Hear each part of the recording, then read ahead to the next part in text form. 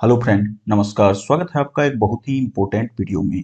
अभी हम सीडीपी का क्लास नंबर 8 लाए हैं। इससे पहले 7 क्लास जो है सीडीपी का ऑलरेडी हम लोग कर चुके हैं। इसका लिंक आपको डिस्क्रिप्शन में मिल जाएगा और प्लेलिस्ट हम बनाए हुए हैं चैनल पर, वहाँ से भी आप इसको देख सकते हैं। 3 क्लास मैथमेटिक्स का डाल चुके हैं, वह भी आप डिस्क्रिप्शन से देख सकते हैं। वहाँ जो है हम सारा क्लास का लिंक दे दिए हैं डिस्क्रिप्शन में, वहां से देख लीजिएगा। ठीक है, तो आज यह सीडीपी का क्लास नंबर 8 है। सिर्फ यह सीटेट के लिए ही नहीं, अभी जैसे बिहार का जो एग्जाम होने वाला है बीपीएससी के थ्रू, वहां भी आपको इस टाइप का क्वेश्चन देखने को मिलेगा। ठीक है, सीडीपी का क्वेश्चन जहां भी रहेगा इस टाइप का क्वेश्चन आपको देखने को मिलेगा, खास करके 1 to 5 और 6 to 8। ठीक है, कॉन्सेप्ट अगर आप लोग समझ जाइएगा तो निश्चित रूप से आप प्रश्न हल कर पाएंगे।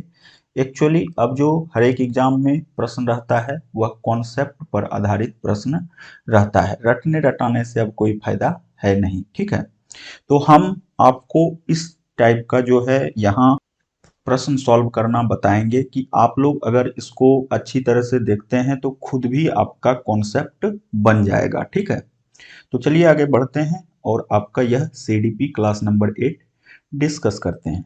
तो वीडियो में बने रहिए, ज़्यादा से ज़्यादा शेयर कीजिए। चैनल पर पहली दफ़ा आए हैं तो सब्सक्राइब जरूर कर लीजिए।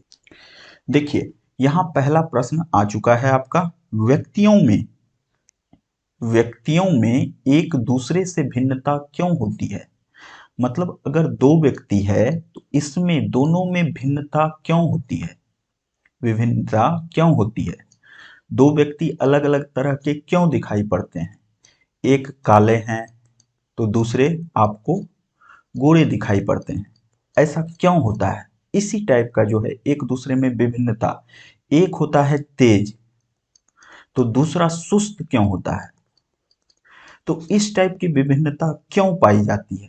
4 ऑप्शन आपको दिया हुआ है, इसमें से एक सही ऑप्शन चूज करना है। ठीक है, तो यह विभिन्नता पर आधारित प्रश्न है, इसको चलिए हम लोग आगे देख लेते हैं।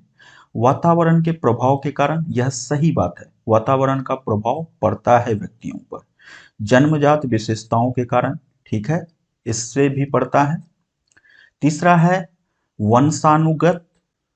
वंशानुगत देखिए, थोड़ा सा इसको एडजस्ट कीजिएगा। यहाँ जो है वंशानुगत, वंशानुक्रम और वातावरण के बीच अन्योन्य क्रिया के कारण। तो देखिए यहाँ दो चीज आ रहा है, एक वंशानुक्रम आ रहा है और एक वातावरण आ रहा है। इससे पहले हम लोग वातावरण देखे, जन्मजात देखे, और यहाँ दोनों की चर्चा है और दोनों सही है। ठीक है, तो यहाँ दो सही वाला आपका आ रहा है, एक सही वाला यह, एक सही वाला यह। तो यहाँ दो सही वाला आ रहा है और यहाँ दोनों को अलग अलग बताया गया है, तो इस दोनों से अच्छा यह है। अब हम लोग चौथा ऑप्शन देख लेते हैं। प्रत्येक व्यक्ति को उसके माता पिता में जोनों का भिन्न समुच्चय, देखिए यह जोनों नहीं होगा, यह जीनों होगा। थोड़ा सा इसको एडजस्ट करना है, नए लोगों के द्वारा टाइप किया गया है। जीनों का भिन्न समुच्चय प्राप्त होने के कारण। तो देखिए यह बात भी सही है, लेकिन यहाँ देखिए आपको दो पॉजिटिव आ रहा है। ठीक है, वंशानुक्रम आ रहा है, वातावरण आ रहा है। ठीक है, तो यह बात जो है बिल्कुल सही है। ठीक है, जब भी आप सीडीपी का प्रश्न कर रहे हैं उसमें अगर मैक्सिमम पॉजिटिव वाला रहेगा, जहां अगर एक में एक आता है पॉजिटिव, दूसरे में दो पॉजिटिव आता है और तीसरे में तीन पॉजिटिव आता है, तो सबसे करेक्ट आपका यह होगा।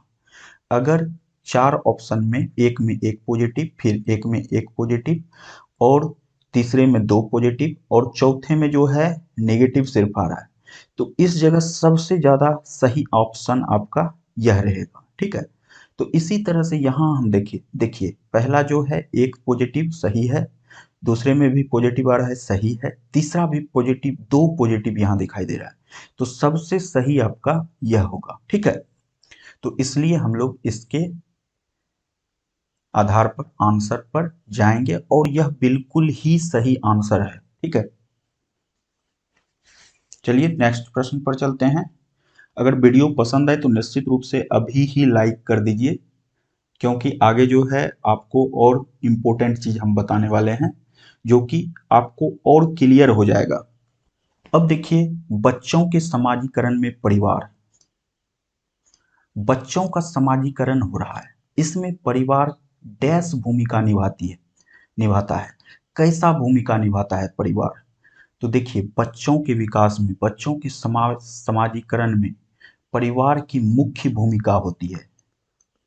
ठीक है, मुख्य भूमिका परिवार की ही होती है।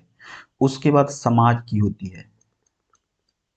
ठीक है, आस पड़ोस का जो वातावरण है उसका होता है, लेकिन सबसे मुख्य विशेषता होती है, परिवार की मुख्य विशेषता होती है। ठीक है, तो इसमें देखिए आपका मुख्य कहीं है, 3 नंबर में है। सबसे करेक्ट आंसर आपका यह है। ठीक है, रोमांचकारी भूमिका नहीं होगा, कम महत्वपूर्ण तो है ही नहीं, परिवार बहुत महत्वपूर्ण है, और गौन की भी बात नहीं है। इसलिए 3 जो है बिल्कुल करेक्ट है। आप लोग इस तरह से सही आंसर कर पाएंगे, आराम से कर पाएंगे। और थोड़ा सा एग्जामिनेशन हॉल में जो है अपने आप को कॉन्सेंट्रेट करना है। ठीक है, बहुत सारे लोग जानते हुए भी गलती करके आते हैं, तो वह काम नहीं करना है। आप लोग अगर सही आंसर पर आ रहे हैं तो उसको ही टिक करके आगे बढ़ना है। ठीक है, नेक्स्ट प्रश्न है, निम्नलिखित में से कौन सा एक सही मिलान वाला जोड़ा है? इसमें से एक सही मिलान वाला जोड़ा आपको खोजना है। देखिए, मूर्त, यहां देखिए थोड़ा सा मिस्टेक किया गया है, संक्रियात्मक होगा, संक्रियात्मक बच्चा, मूर्त संक्रियात्मक बच्चा संधारण और वर्गीकरण करने योग्य होता है। यह सही बात है, यह 7 से 12 वर्ष का बच्चा जो होता है, इसमें यह संधारण और वर्गीकरण का होता है। ठीक है, अब देखिए, औपचारिक संक्रियात्मक बच्चा अनुक्रम प्रारंभ करता है, कल्पनात्मक खेल खेलता है, यह नहीं है। ठीक है, तीसरा है शैशवावस्था।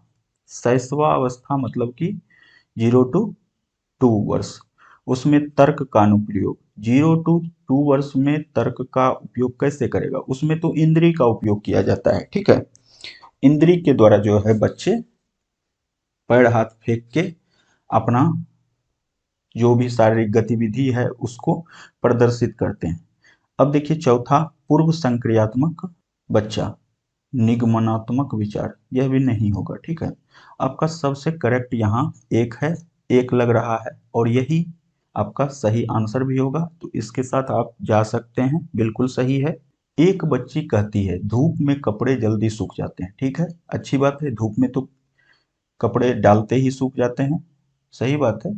अगर तेज धूप है तो वहां जल्दी सूख जाएंगे। वह बच्ची ऐसा अनुभव करती है, वह डैश की समझ को प्रदर्शित करती है। देखिए, वह क्या की है, पहले कपड़ा को जो है धूप में फैलाने का काम की है, धूप में फैलाने का काम की है, और वह जो है उसके काम का ही नतीजा है, वह उसके काम का ही अनुभव है। वह जो काम की है उससे उसको अनुभव मिला कि धूप में जो है कपड़ा जल्दी सूख जाते हैं। तो काम जो वह किया है कपड़ा सुखाने का, उसमें जो उसको अनुभव प्राप्त हुआ, इसके आधार पर जो है वह अपनी समझ प्रदर्शित कर रही है। तो देखिए यहाँ काम की बात है और अनुभव। तो देखिए पहले है प्रतीकात्मक विचार, यह नहीं होगा। अहं केंद्रित, यह भी नहीं होगा। कार्य कारण, देखिए काम कर रही है, ठीक है, और कारण इसका जो है समझ में उसको आ गया है कि वही अनुभव जो बोले यहाँ कारण के रूप में प्रदर्शित किया जा रहा है, कि उसको यह समझ में आ गया कि धूप में देने के कारण जो है जल्दी सूख जाते हैं कपड़े। ठीक है, तो कार्य कारण बिल्कुल सही है। और एक देख लेते हैं ऑप्शन, विपरीत चिंतन, यह नहीं होगा। 3 नंबर के साथ आप जा सकते हैं, 100% सही है। तो थोड़ा सा आपको भी दिमाग यहाँ लगाना है, तो इस तरह से आप आसानी से हल कर पाएंगे। इस टाइप का जो भी प्रश्न रहेगा आप अपने माइंड में इसको सेटअप कीजिए कि किस टाइप का प्रश्न है। ठीक है, तो वहां से भी कर सकते हैं। इसके बाद पॉजिटिव और निगेटिव सेंस वाला जो क्वेश्चन है उसके विषय में हम लगातार इसमें चर्चा कर रहे हैं, इस सेट में चर्चा कर रहे हैं, और प्रीवियस सेट में भी चर्चा किए हैं। तो आप निश्चित रूप से हर एक सेट को देखने का प्रयास कीजिए, आपका सीडीपी धीरे धीरे करके सही हो जाएगा। ठीक है। पियाजे के अनुसार बच्चों का चिंतन वयस्कों से डैश में भिन्न होने के बजाय डैश के। ठीक है। तो पियाजे के अनुसार क्या कहा गया है कि बच्चों का चिंतन वयस्कों से डैश में भिन्न होने के बजाय डैश के भिन्न होते हैं। तो देखिए पहला है, यह मात्र नहीं होगा, मात्रा होगा। थोड़ा सा इसको मैनेज कर लीजिएगा आप लोग। आकार और मूर्त परकता, यह भी नहीं होगा। प्रकार और मात्रा, वयस्कों से प्रकार में, प्रकार यहाँ देखिए एक बार देख लेते हैं, प्रकार में भिन्न होता है बजाय मात्रा के। ठीक लग रहा है यह। ठीक है। तो इसके साथ आप जा सकते हैं। आकार और किस्म, वयस्कों से आकार में, आकार नहीं होगा, चिंतन जब भी होगा तो प्रकार होगा और मात्रा होगा। मात्रा प्रकार दो चीज यहाँ दिया हुआ है, तो पहले प्रकार और इसके बाद मात्रा जो है, यह सही लग रहा है। इसके साथ आप जा सकते हैं।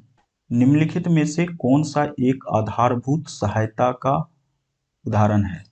आधारभूत सहायता, इसको थोड़ा सा हम लोग देख लेंगे, इसी के आधार पर इसको हल करने का कोशिश करेंगे। ठीक है।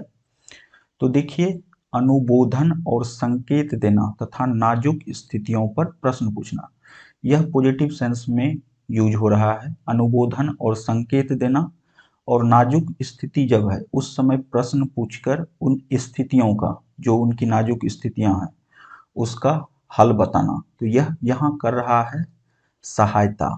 ठीक है। तो यह सहायता के सेंस में सही लग रहा है, तो इसका एक हम टिक लगा देते हैं और ऑप्शन की ओर चलते हैं।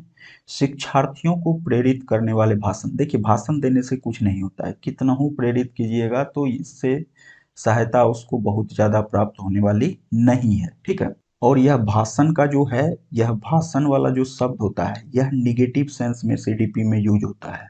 ठीक है।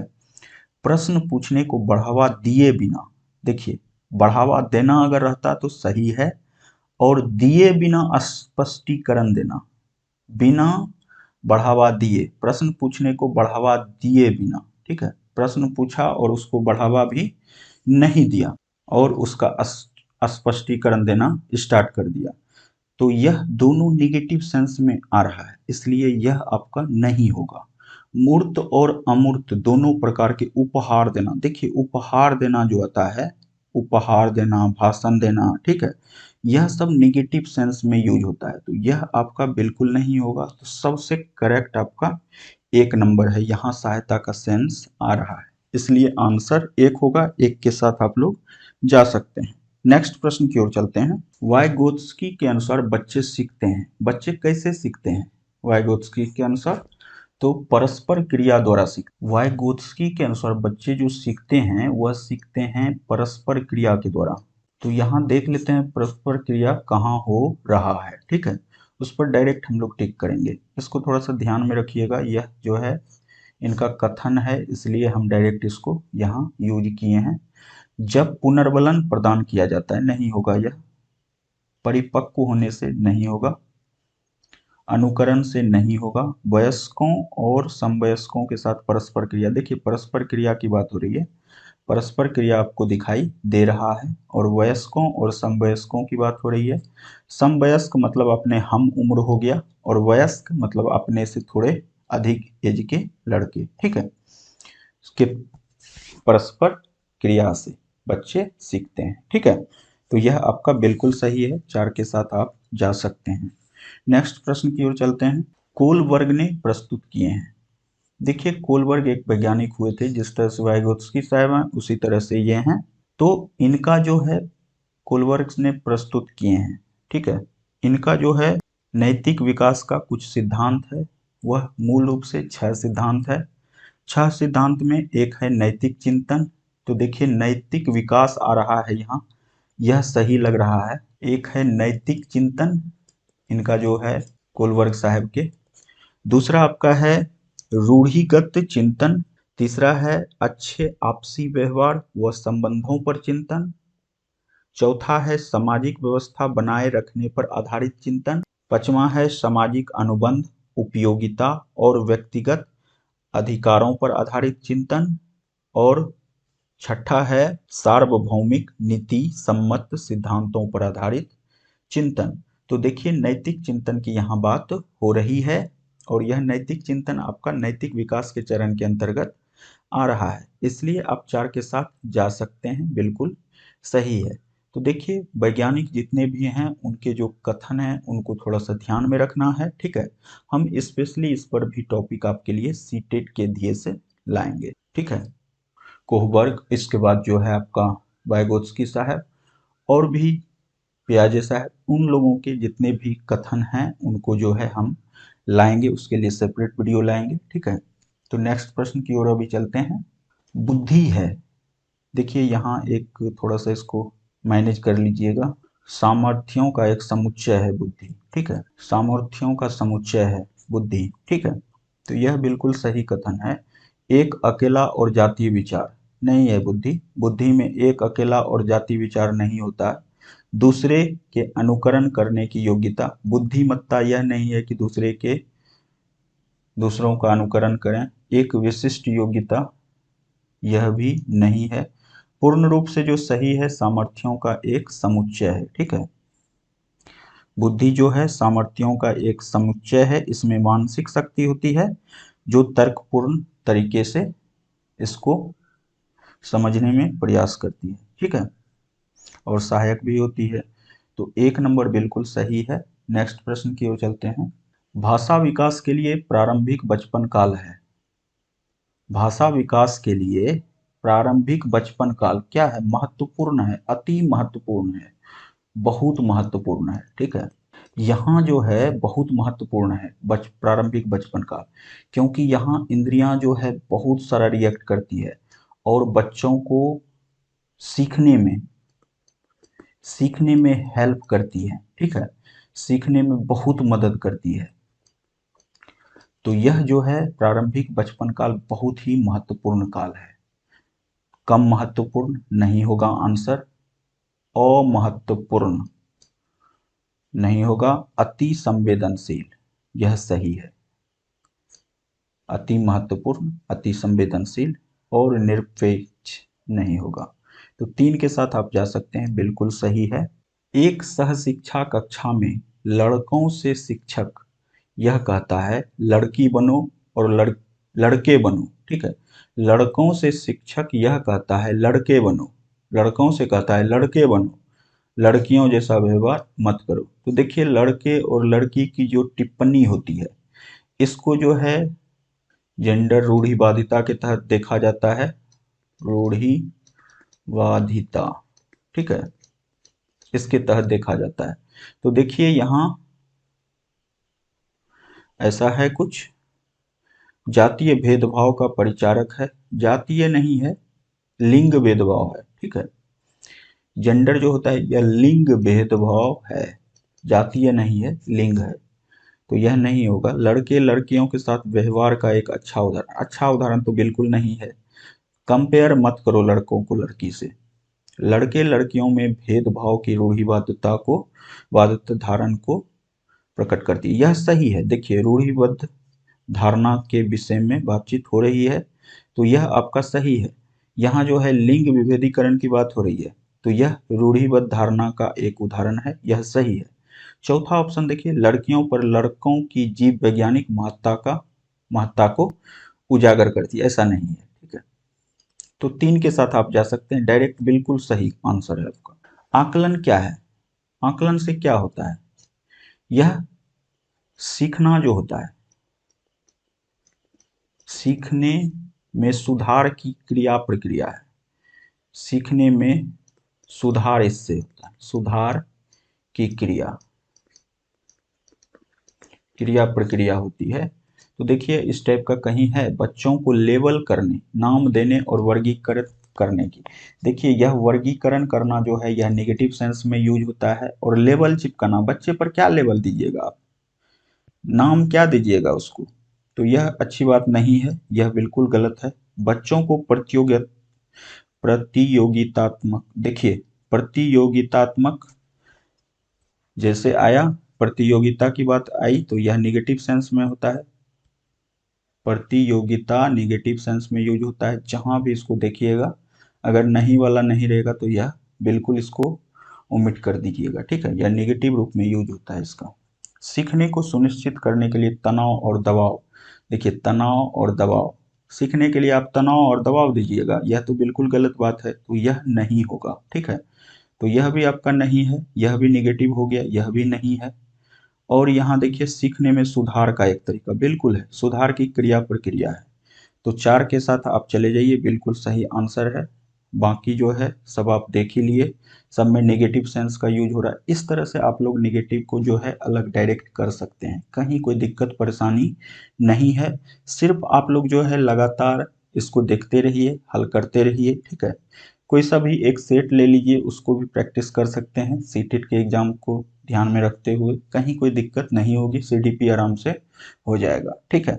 चलिए बढ़ते हैं नेक्स्ट प्रश्न की ओर। निम्नलिखित में से कौन सा एक कथन समावेशन का सबसे अच्छा वर्णन करता है। यहाँ देखिए कुछ कथन दिया हुआ है। यह एक विश्वास है कि बच्चे को अपनी योग्यताओं के अनुसार अलग किया जाना चाहिए। देखिए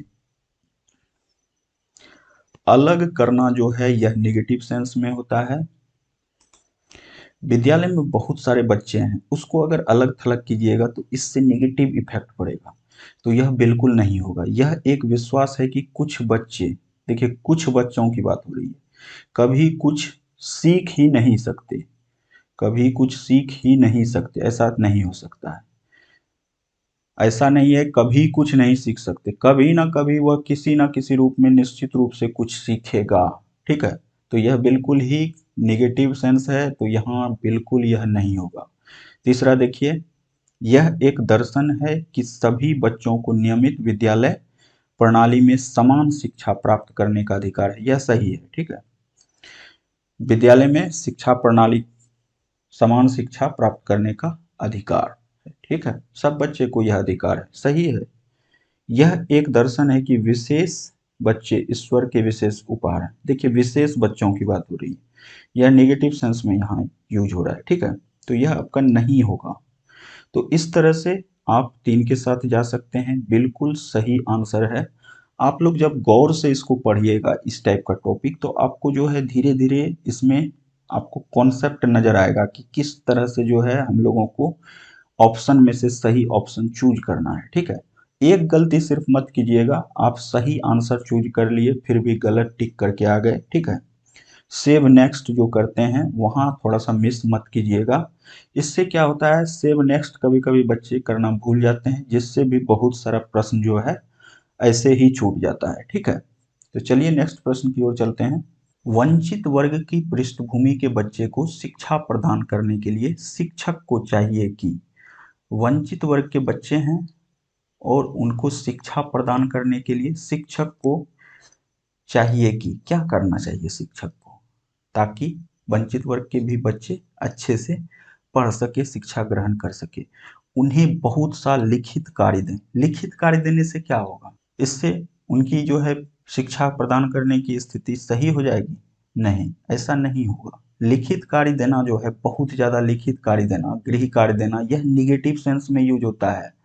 अभी जो न्यू एनसीएफ का है उसमें बिल्कुल इसको जो है मान्यता नहीं दी जाती है। बहुत ज़्यादा गृह कार्य देना, लिखित कार्य देना, यह नहीं है। वहाँ जो है समझने पर फोकस किया जाता है, बच्चे का माइंड किस तरह से डेवलप किया जाए इस पर जोर दिया जाता है, ठीक है।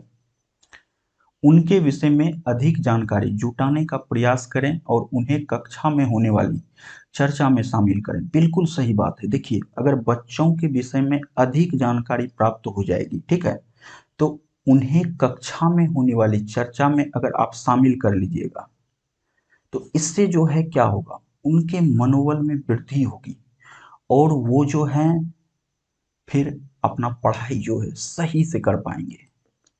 तो यह एकदम बिल्कुल पॉजिटिव सेंस में दो दो पॉजिटिव वर्ड शामिल है, दो दो सेंस यहाँ पॉजिटिव में लग रहा है, इसलिए जो है और से जुड़ा हुआ है, दोनों साइड जो है पॉजिटिव शामिल है, इसलिए इसको हम एक टिक करके रख लिए।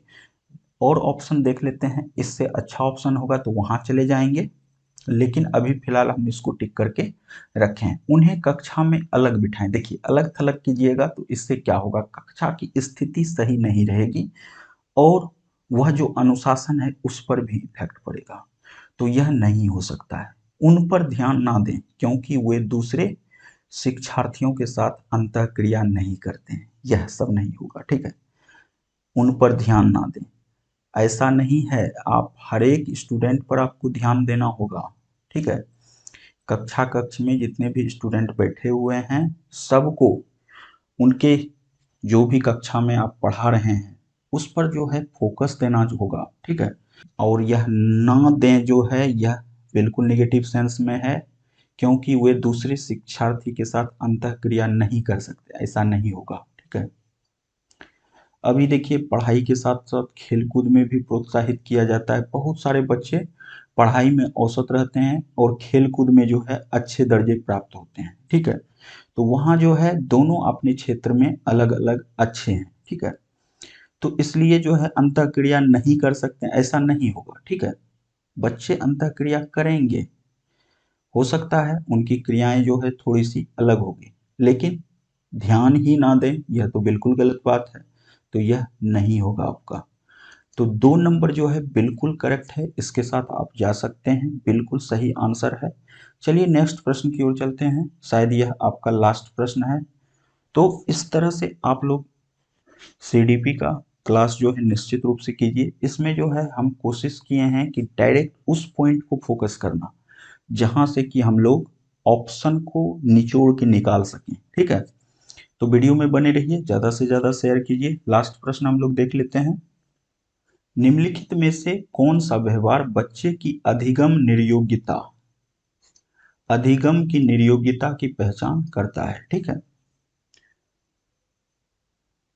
अब देखिए अधिगम निर्योग्यता की बात है, मनोभाव का जल्दी जल्दी बदलना, मूड जो उसका किसी बच्चे का जल्दी जल्दी चेंज होता है, यह जो है बिल्कुल सही है, यह निर्योग्यता को दिखाता है, ठीक है। अपमानजनक व्यवहार, यह भी कुछ हद तक सही है लेकिन अपमानजनक व्यवहार ऐसा नहीं होता है, ठीक है।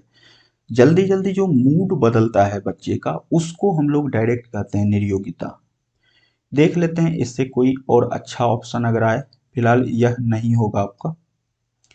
बी को डी, वाज को 100, 21 को 12 लिखना, यह जो है लिखने संबंधी जो है इसको प्रॉब्लम है, ठीक है। तो यह निर्योग्यता का प्रमाण नहीं है, यह उनके पास जो है एक बीमारी है, उनको डिजीज है, ठीक है। इसके बाद देखिए कम अवधान विस्तार और उच्च शारीरिक गतिविधि, यह भी नहीं होगा आपका, ठीक है। तो आप लोग जो है आराम से एक के साथ जा सकते हैं, बिल्कुल सही है आपका। तो इस तरह से आज हम लोग 15 क्वेश्चन यहाँ देखे सीडीपी का। तो इससे पहले हम 7 क्लास ऑलरेडी सीडीपी का दे चुके हैं, 3 क्लास मैथ का दे चुके हैं। तो यह सारा चीज जो है आपको डिस्क्रिप्शन में मिल जाएगा, वहां से आप इसको देख लीजिए ताकि आप जो है लगातार जुड़े रहें और एक सीरीज से आप पढ़ाई कर सकें, ठीक है। हम कोशिश कर रहे हैं कि ज़्यादा से ज़्यादा सीडीपी मैथ का पहले क्लास कंप्लीट कर लें, इससे जो है आपको आगामी सीटेट में भी हेल्प मिले और अभी जो भी एग्ज़ाम होने वाला है उसमें टीचर्स से रिलेटेड जो भी एग्ज़ाम है उसमें अगर सीडीपी की चर्चा होगी, वह सीडीपी 1 to 5 रहे, 6 to 8 रहे, तो वहाँ आपको यह हेल्प करेगा, ठीक है। बीएड डीएलएड सबके बुक में भी जो है इससे रिलेटेड बहुत सारा सीडीपी का आपको क्वेश्चन मिलेगा। यहाँ हम ऑप्शन इसलिए दे रहे हैं कि आपको एग्जाम में जो है ऑप्शन मिलेगा और ऑप्शन को किस तरह से छांटना है, अलग करना है, निचोड़ के निकालना है, वह चीज भी अभी हम आपसे डिस्कस किए। तो वीडियो में बने रहने के लिए आपका धन्यवाद। चलिए मिलते हैं एक और इम्पोर्टेंट वीडियो में, तब तक अपना ख्याल रखिए, परिवार का ख्याल रखिए, मिलजुल के रहिए, खुश रहिए। बाय बाय, जय हिंद।